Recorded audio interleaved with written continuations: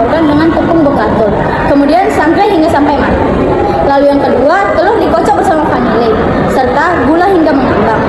Yang ketiga, tuangkan pada cetakan, lalu panggang matang hingga berwarna kecoklatan. Lalu bangkit bekatul siap disajikan. Yang terakhir, teknik pengemasan. Pengemasan pada bangkit bekatul adalah dikemas dalam kemasan berbahan plastik. Yang pertama adalah pengertian dari daun ubi jalar. Daun ubi jalar merupakan bagian dari tanaman ubi jalar atau sejenis umbi akar yang buahnya berwarna keunguan. Yang kedua, kandungan dari daun ubi jalar.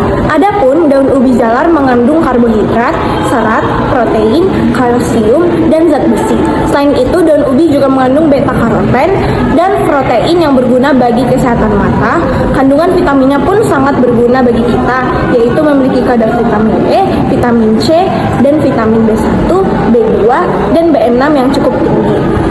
Yang ketiga, adapun manfaat dari daun ubi jalar. Yang pertama, mengurangi resiko penyakit jantung. Yang kedua, mencegah diabetes mellitus.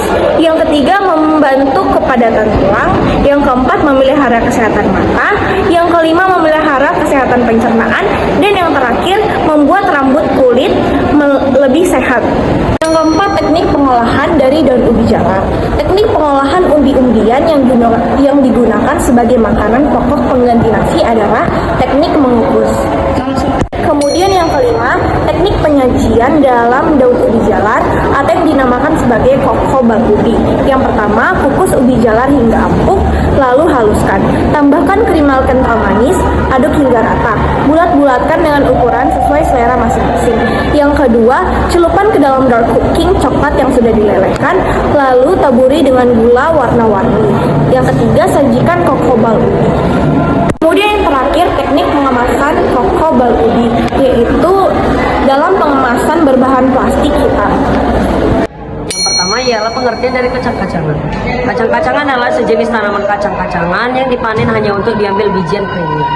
Kacangan kering, lentil, dan kacang polong adalah jenis kacang-kacangan kering yang paling umum dikonsumsi. Yang kedua adalah jenis kandungan dari kacang-kacangan. Pada umumnya, kacang-kacangan kaya protein dan asam lemak tidak jenuh. Dengan kandungan protein yang lengkap terdiri dari asam-asam amino esensial seperti lisin, treonin, valin, isoleucin, leucin, metionin plus kistin, tirosin, dan pelilanin. Dan yang ketiga adalah manfaat dari kacang-kacangan. Manfaat dari kacang-kacangan ialah menurunkan berat badan, menjaga kesehatan kulit, memperkuat tulang dan gigi, dan membentuk otot. Yang keempat ialah teknik pengolahan dari kacang-kacangan. Teknik pengolahan bahan makanan dari kacang-kacangan bisa dilakukan dengan dua cara, yaitu moist heat dan dry heat. Lalu yang kelima adalah teknik penyajian dari kacang-kacangan. Salah satu teknik penyajian dari kacang-kacangan adalah kue kacang lapis coklat. Cara membuat kue kacang lapis coklat adalah yang pertama, campur kacang tanah, gula halus, terigu dan telur. Tuang sambil campur minyak. Lalu yang kedua, cetak kue di loyang, lalu bakar di oven. Yang ketiga, kita akan dinginkan kue. Yang keempat, lelehkan coklat, aduk sampai halus. Lalu yang terakhir dan yang kelima, simpan kue ke coklat leleh. Lalu kita masukkan ke kulkas. Lalu kue kacang lapis coklat pun sudah jadi. Lalu ada teknik pengemasan yang dikemas dalam berbentuk plastik hitam.